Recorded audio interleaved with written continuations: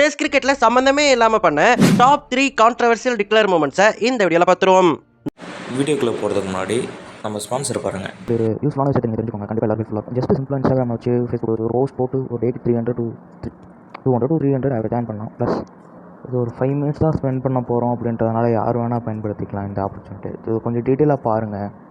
Skip பண்ணாதீங்க. பெரிய தப்பு. தினம் 300 ரூபாய் சம்பாதிக்க அரிய வாய்ப்பு. இன்ஸ்டாகிராம், ஃபேஸ்புக் பயன்படுத்த தெரிந்தால் போதும் content post and content publishing மூலமா தினம் 300 ரூபாய் சம்பாதிக்கலாம். இந்த வேலை செய்ய 5 நிமிடம் போதும். Work training support, group communication support, all language customer live chat support, முக்கியமா சொந்தமா ஒரு பிசினஸ் ஸ்டார்ட் பண்ற அளவுக்கு உங்களால கற்றுக்கொள்ளவும் முடியும், சம்பாதிக்கவும் முடியும். இந்த வேலை வாய்ப்பு வழங்குவது 5 வருடத்திற்கு மேல ரன் ஆகிட்டு இருக்க நம்ம தமிழ்நாட்டு company school of business organisation private limited. மேலும் விவரங்களுக்கு டிஸ்கிரிப்ஷன்ல கொடுத்திருக்க நம்பருக்கு வாட்ஸ்அப் பண்ணுங்க.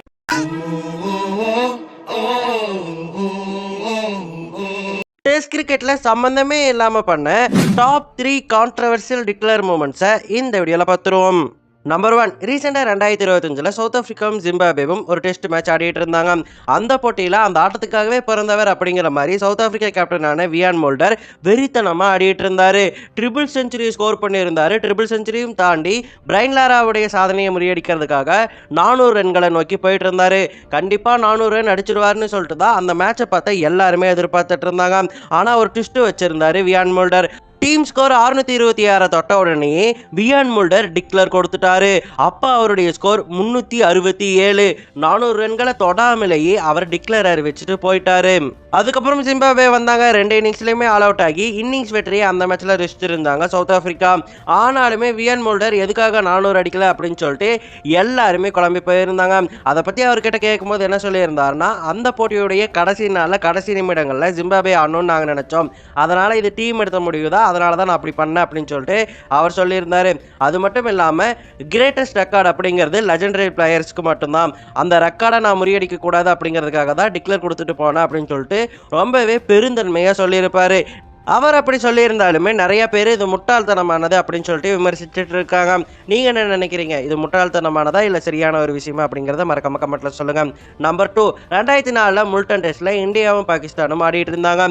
இந்திய பேட்ஸ்மேன்கள் எல்லாருமே அதிரடியாக ஆடி இருந்தாங்க. அந்த மேட்ச்ல தான் Virender Sehwag triple century score பண்ணியிருப்பாரு. அந்த மேட்சில் சச்சினும் சூப்பராக ஆடி இருந்தார். சச்சின் சதத்தை கடந்து இரட்டை சதத்தை நோக்கி போயிட்டு இருந்தார். ஒரு கட்டத்தில் 675 ரனுக்கு 4 விக்கெட்டை இந்தியா இழந்திருந்தாங்க. யுவராஜ் சிங் 59 ரன்னோட களத்தில் இருந்தார். சச்சின் டெண்டுல்கர் 194 ரன் அடிச்சிருந்தாரு. அப்போ யுவராஜ் சிங் ஒரு பால் அடிக்க ட்ரை பண்ண அந்த பால் கேட்சாக மாறிடும். கேட்சாக மாறினதால யுவராஜ் சிங் அவுட் ஆகிடுவார். யுவராஜ் சிங் அவுட் ஆன அடுத்த செகண்டே கேப்டனாக இருந்த டிராவிட் வெளியே வந்து என்ன பண்ணியிருப்பார்னா டிக்ளேர் கொடுத்து 2 பேரையுமே உள்ள கூப்பிட்டுருப்பாரு. அதை பார்த்த டெண்டுல்கருடைய மூஞ்சி சுருங்கியே போயிடும். ஏன் டிக்ளேர் கொடுத்தாங்க, எதுக்காக கொடுத்தாங்க அப்படின்னு சொல்லிட்டு புரியாமல் உள்ள போயிருப்பாரு. கடைசி 10 ஓவர் மட்டும்தான் அந்த ஒரு நாளில் பாகிஸ்தான் ஆடி இருப்பாங்க. அதுலேயும் விக்கெட்டுகள் போயிருக்காது. இருந்தாலுமே அந்த மேட்சை இன்னிங்ஸ் வித்தியாசத்தில் இந்தியா ஜெயிச்சிருப்பாங்க. இதை பற்றி சச்சின் ப்ரெஸ் கான்ஃபரன்ஸ்லையும் பேட்டி கொடுத்துருப்பாரு. இன்னும் 15 ஓவர் ஒரு நாளில் இருக்குது, எதுக்காக அப்படி கொடுத்தாங்கன்னு சொல்லிட்டு தெரியல, 2 ஓவர் கொடுத்துருந்தா நானே டபுள் செஞ்சுரி கம்ப்ளீட் பண்ணியிருப்பேன் அப்படின்னு சொல்லிட்டு சச்சின் சொல்லியிருந்தாரு.